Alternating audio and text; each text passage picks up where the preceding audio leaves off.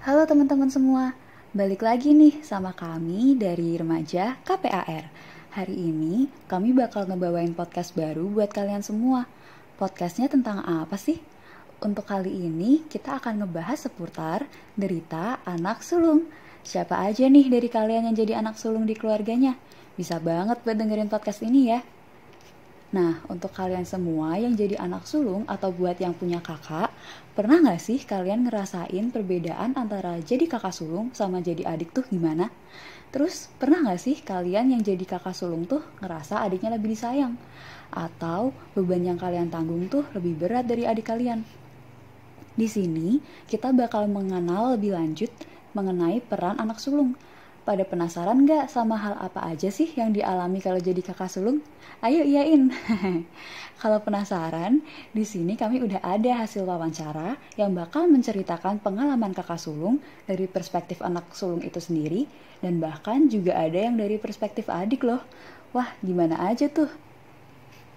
Jadi, kalau dari salah satu narasumber kami yang merupakan anak sulung, dia tuh ngerasa kalau ada perbedaan antara perlakuan orang tua ke dia dan perlakuan orang tua ke adik-adiknya.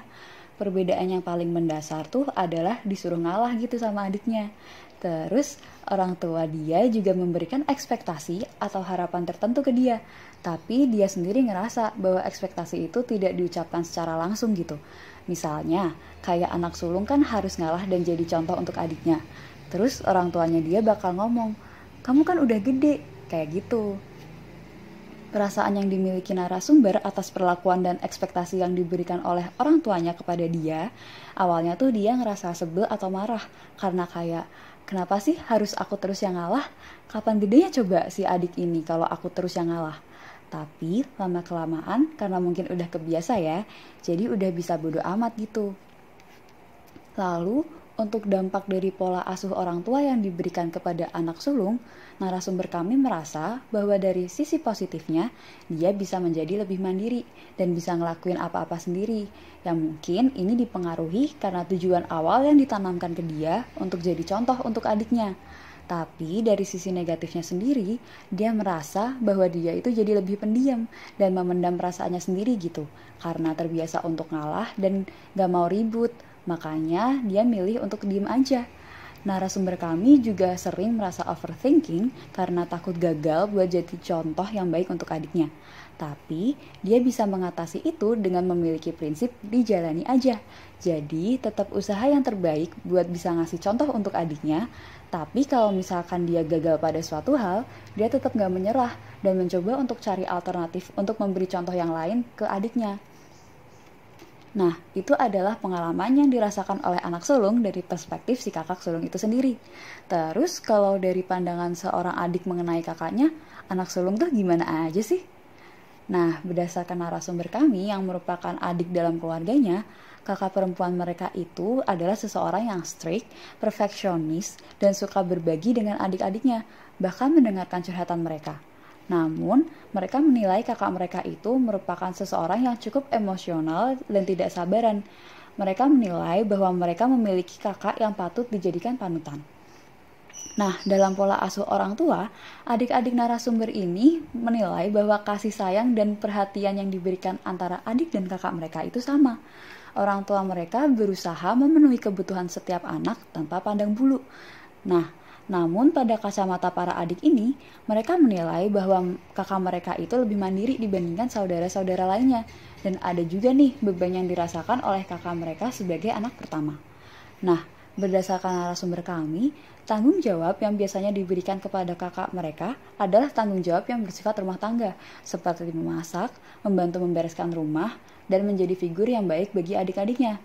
Nah, tapi ini karena kedua narasumber mereka itu merupakan kakak perempuan, jadi tanggung jawab yang diemban juga kegiatan yang berkaitan dengan rumah tangga gitu. Mungkin kalau misalkan kakaknya itu adalah laki-laki, tanggung jawab yang diberikan akan beda lagi. Jadi gitu deh pengalaman kakak sulung kalau dilihat dari kacamata kakak sulung itu sendiri dan juga dari adik. Dari pengalaman kakak sulung yang udah kita dengar tadi, ternyata ada penjelasan lebih lanjut nih mengenai peran kakak sulung ini kalau dilihat dari pandangan psikologi. Wah, gimana aja tuh? Nah, sekarang kita akan menjelaskan mengenai teorinya. ada beberapa tokoh di psikologi yang memiliki pandangan mengenai anak sulung nih. Yang pertama itu ada Adler. Jadi, kalau untuk situasi dalam keluarga sendiri, Adler menyatakan kalau anak pertama itu untuk beberapa saat akan merasa bahwa mereka adalah raja atau ratu dalam keluarga, karena perhatian orang tua masih berfokus pada mereka. Tapi, anak pertama akan merasa kehilangan status waktu adiknya lahir, karena perhatian orang tua akan terpecah dan anak pertama akan diajarin sama orang tuanya untuk berbagi sama adiknya. Lalu, orang tua juga biasanya memiliki ekspektasi yang tinggi untuk anak pertama. Kok bisa gitu ya? Nah, Palmer pada tahun 1966 menyatakan hal itu bisa terjadi karena anak pertama langsung menjadi sorotan dan harapan orang tua tanpa adanya perantara saudara kandung. Selain itu, anak pertama juga sering dikasih tanggung jawab dan diharapkan untuk menjadi panutan. Kalau menurut Santrok, pada tahun 2002, anak pertama akan dilatih untuk mengendalikan diri dan memperlihatkan tanggung jawab saat berinteraksi sama adiknya. Dan menurut Sujanto, pada tahun 1986 juga menyatakan kalau tanggung jawab saudara itu ada di tangan anak pertama. Selain dari situasi dalam keluarga, Adler juga mengemukakan teori mengenai anak sulung berdasarkan dari karakteristik anak itu sendiri. Jadi, menurut Adler, anak sulung itu memiliki sifat authoritarian, atau bahasa gampangnya sih suka ngatur. Terus juga ngerasa kalau dia itu berkuasa dan juga lebih kompetitif.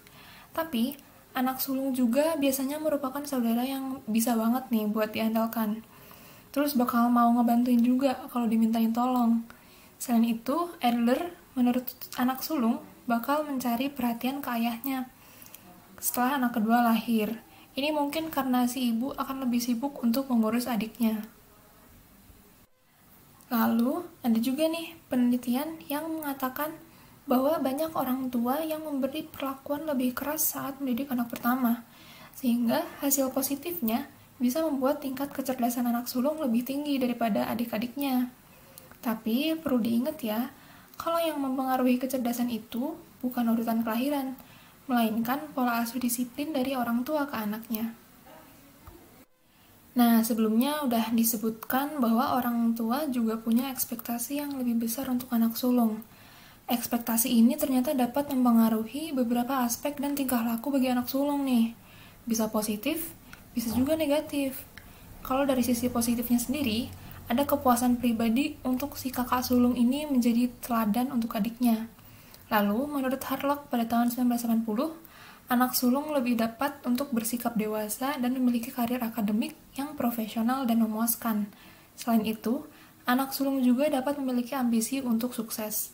Lalu, menurut YKAI, anak sulung itu memiliki temperamen yang lebih tenang, kontrol diri yang lebih kuat, lebih bijaksana, dan biasanya tidak terlalu ekspresif. Kemudian, untuk sisi negatifnya, menurut YKAI, anak sulung biasanya lebih temperamental. Selain itu, anak sulung juga dapat merasa tertekan karena harapan dari orang tuanya. Menurut Santrok pada tahun 2002, sendiri juga menyatakan bahwa tekanan untuk berprestasi dapat menimbulkan rasa bersalah yang tinggi, kecemasan dan kesulitan dalam mengatasi situasi yang tidak menyenangkan bagi si anak sulung ini. Bahkan, ekspektasi yang berlebihan dari orang tua ini juga bisa menjadi faktor untuk bunuh diri. Duh, serem banget kan? Dari penjelasan-penjelasan tersebut, kita bisa mengetahui jika anak sulung tidak dapat menghadapi ekspektasi yang tinggi dan tanggung jawab yang diberikan orang tua kepada mereka, mereka bisa aja jadi tertekan dan bahkan nauzubillah min dzalik bisa sampai bunuh diri. Nah, untuk mengatasi hal ini, kami dari Remaja KPAR akan memberikan saran untuk kalian, terutama yang jadi anak sulung dalam keluarga. Gimana nih caranya? Yang pertama bisa dilakukan oleh anak sulung adalah dengan mencari titik tengah saat adanya perbedaan pendapat dengan orang tua dan menemukan solusi yang menguntungkan untuk kedua belah pihak. Komunikasi itu penting banget guys di sini untuk hubungan orang tua anak. Karena dengan komunikasi yang baik, kita bisa mencapai kesepakatan yang menguntungkan bagi kedua belah pihak. Atau bisa juga disebut sebagai win-win solution. Lalu yang kedua ini apa nih? Nah, yang kedua ini ada defense mechanism. Apa nih defense mechanism? Jadi, mekanisme pertahanan diri itu suatu strategi untuk mempertahankan diri untuk terbebas dari rasa stres, cemas, ataupun konflik. Dengan mekanisme pertahanan diri, kita dapat mengatasi atau melindungi diri dari serangan atau hal-hal yang menyenangkan maupun yang tidak menyenangkan.